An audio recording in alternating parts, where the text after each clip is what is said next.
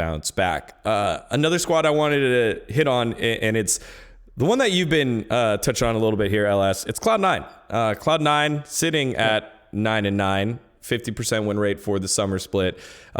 Just a little bit off, right? They're it's been talked about that, like, hey, we know that Perks can carry, but he hasn't really turned it on yet. You know, we aren't quite there yet at the end of the split where it's like, okay, we need you to do it right now, or you know, the switch maybe doesn't need to be turned on yet. What are you seeing from this squad that is preventing them from being the dominant force that we saw over at MSI and at the end of the spring split? Dominant force at MSI.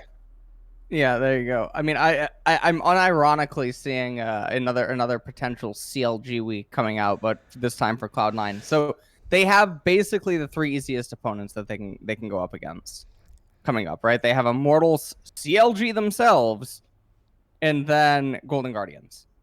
That is their week. If they don't go 3-0, unfortunately, I think, you know, we're gonna get another video. There's maybe gonna no, but obviously there's not gonna be any changes. I think that ship has really sailed. Cloud9 obviously just have like a shitload of fucking issues, and it feels really bad watching them.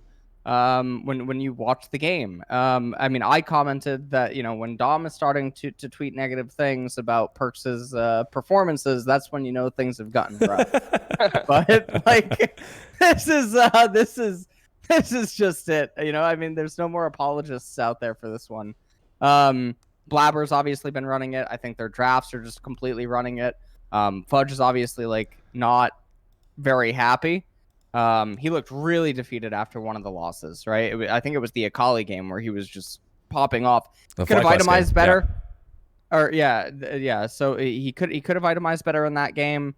I remember talking to him immediately after, but it's very apparent. I mean, also like sometimes like the public gets some insight into like how he's feeling on some stuff when he comes on like the LCK Co streams. I feel really bad for Fudge in general. I think he's by far their best player, and it's just a fucking shit show, man. You can just tell that there is so much personality conflict in how people want to play the game in that team. It's so readily apparent when you just watch them play, and how their drafts are literally fucking polar opposites, just depending on, you know, wins or losses or results.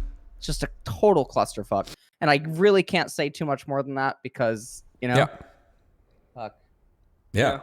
I mean, for me, the biggest issue is like when you're seeing Blabber underperform in the regular season, it's like that's how you know shit has really hit the fan, because this guy is like the normal regular season Smurf, right? Like he's the guy that's gonna like fall off as the pressure goes up. But generally, like when he plays regular season games and he's comfortable, he'll just Smurf the entire game. Like he'll just have massive leads on all these other junglers. Like that's what we've seen. That's why he's won 2 MVPs, just because of how hard he would dominate his opponents when he would actually be like comfortable, and when, you know, C9 would be a top team. But you see the same mistakes that he's been making since MSI. Like you see this crab, that Lucia Diana crab for CG, that one really got me, because not only do you not win the 2v2, they also had TP. Like Jizuke was TPing in anyway, so like you're gonna lose it guaranteed. So when I saw that situation, it was like, damn, this team is fucking lost. Like if you can't look at that situation as a player, even in solo queue, and be like, let's give up this crap. This is not our like, you're a level down in the jungle. The enemy Renekton is already there with Fury. You don't get a stronger top laner like in a level 4 fight than a Renekton that has Fury already. Like that is going to be one of the most overpowered like flash stun, like one-shot abilities that you have at that point in the game. And they fought into it. Like the fact they opted into that fight, I was like, yeah, this team is looking pretty fucking doomed. The good news is that like TSM and TL also look so bad that they could probably still make Worlds even while looking doomed.